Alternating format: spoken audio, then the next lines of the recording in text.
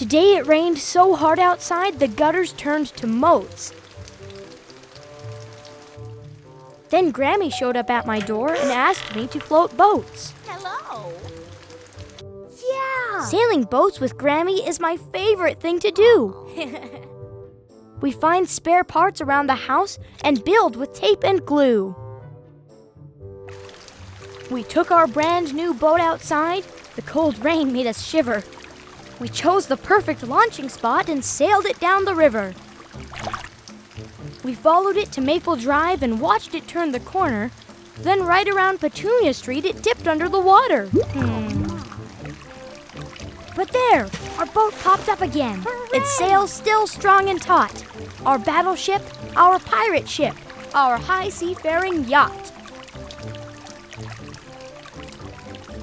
We cheered our boat on as it raced, booing as it dipped.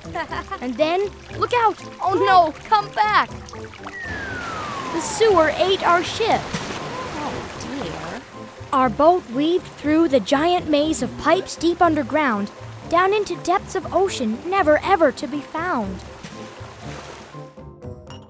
We walked back home and went inside, wet jackets on the floor. Then while drinking mugs of cocoa, we heard knocking on the door. Grammy slowly turned the knob. The sky was getting dark. Who was standing on our porch?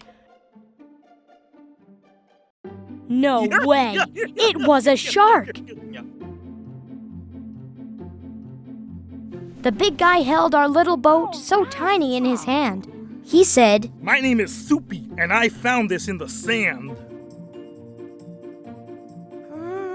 At first, I was a little scared when Grammy asked him in, but then he smiled nicely and said where the ship had been. Tumbling with the current into sparkling depths of ocean, it moved by schools of dragonfish and kelp in constant motion. Our magic boat passed playful whales and groups of shiny eels, through pods of small blue minnows and big herds of barking seals. Hooray! I held our little boat up high. She'd had a big adventure. Then Soupy said, "I must get home to eat my pizza dinner." Gooey pizza is the best, and Grammy loves it too. So Soupy said, "Please join me, friends. I'd love to eat with you." Outside, Soupy held our boat and said this magic phrase. Moop, shawoop, dingle, doop. And boom, we sailed away. We held on tightly to the boat, waves splashing all around. Through rapids and great waterfalls, our ship was ocean-bound. Right past the glowing jellyfish and giant octopi sat Soupy's submarine abode and giant pizza pie. He said, "Dig in! Enjoy, my friends!" And though I like it hotter, the flavor tasted good as gold. Pepperoni and salt water.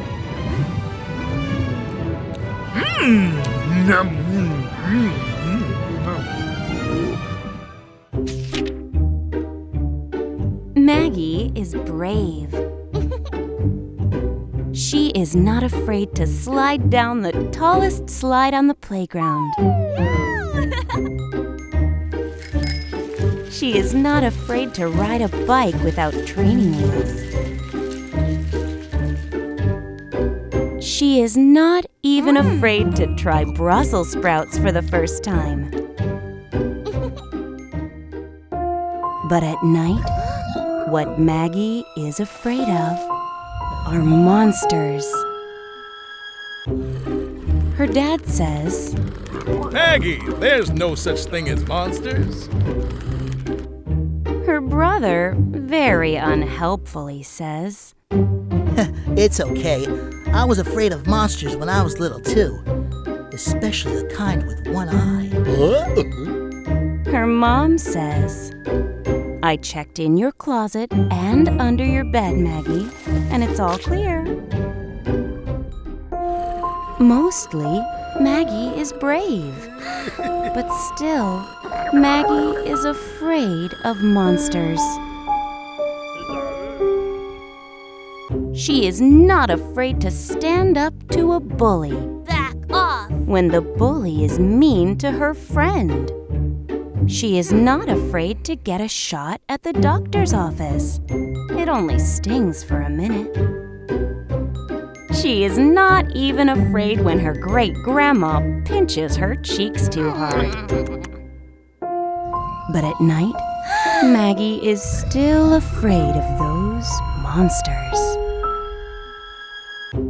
Her dad says, I said some magic words and the monsters aren't allowed to come into your room.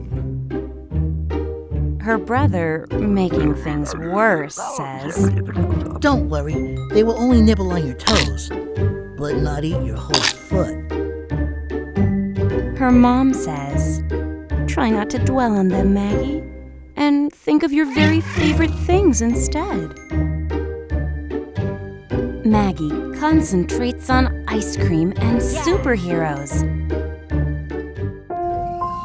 But yet, right now, Maggie is afraid of monsters. She is not afraid to talk to the new kid at school and make friends with him. Hi. She is not afraid of things with teeth and fur and loud voices. She is not even afraid of the dark. But at night, Maggie wants you to know that she is still afraid of those Hey, wait a minute. If Maggie isn't afraid of the dark and likes to make new friends, then why exactly is she afraid of monsters? Maggie thinks about it. Maggie is brave. And Maggie isn't afraid of monsters anymore.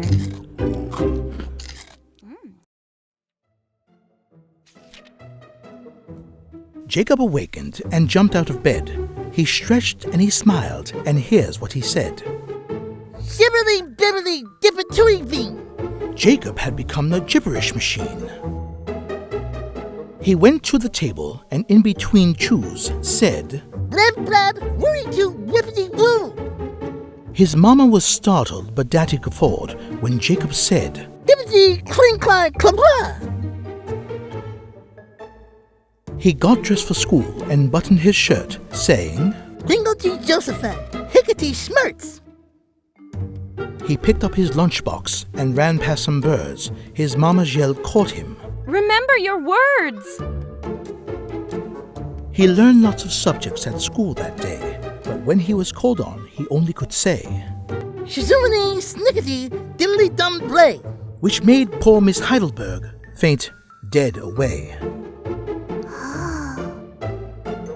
At playtime, our Jacob hung low from a tree. A small dragonfly landed square on his knee. The critter said, Buzzy, buzz, buzzy, buzz, buzz. So Jacob said, Yakety zammo bang fuzz.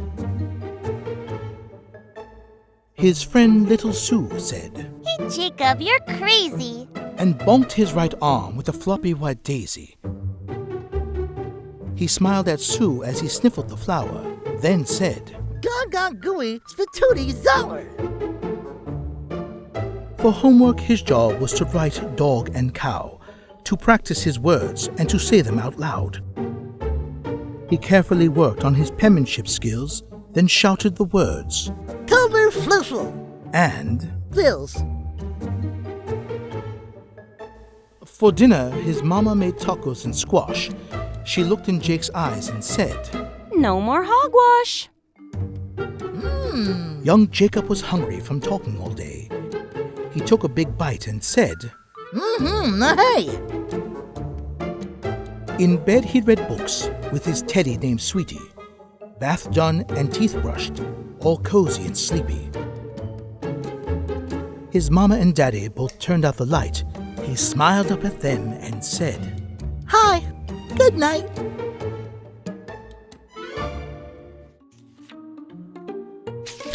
Mr. Cupcake was all dressed to go to Mr. Cookie's birthday party. He was wearing his best sprinkles. He picked up his coat and his keys, patted his dog Mrs. Cat on the head, and walked to the door. But wait! He had forgotten Mr. Cookie's present. He turned around and saw it on his coffee table, which was where he regularly drank his tea. He walked over to the gift.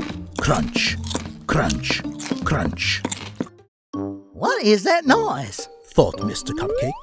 Is there a walrus walloping walnuts in my house? He scanned the room. Huh? There was a small platypus pacing the periphery, but no walrus walloping walnuts. He picked up the present, a book about the history of chocolate chips, which he knew Mr. Cookie would love, and walked back to the door. Crunch, crunch, crunch. Mr. Cupcake heard it again. What could that be? He thought. Is it a camel chopping corn chips? He looked all around the room. He saw a deer dancing on the dining room table, but no camel chomping chips. In a darkening mood, he walked to the light switch to turn off his lamp. Crunch, crunch, crunch. I just don't know what's making that sound. He thought. Is it a monkey munching a monk ball covered meatloaf?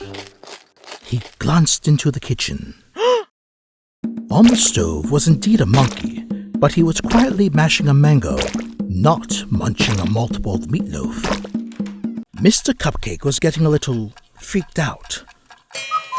All this crunching was turning into a mystery and making him late for Mr. Cookie's party. He detected a small hysterical noise coming from his right armpit, which was a large clue that he was upset. If I don't hurry, I'll miss out on the goofy games, goodie bags, and grape gelato. He thought. So, I'm just going to pretend this crunching never happened. He took 3 steps over to the mirror so he could check the straightness of his zigzag tie. Crunch, crunch, crunch. He looked at his reflection and with extreme exasperation yelled, What is making that noise? Then he noticed he wasn't wearing all the sprinkles he started out with. He looked down at the floor. It was Sprinkles Central. Mr. Cupcake has the sprinkles, said the platypus. Eek! Screamed Mr. Cupcake and ran into his bedroom. Crunch, crunch, crunching all the way. Being without sprinkles was like not having any clothes on. Mrs. Cat began to eat the sprinkles on the floor. One by one, the platypus, the deer, and the monkey joined her. Crunch, crunch, crunch. The sprinkles were delicious.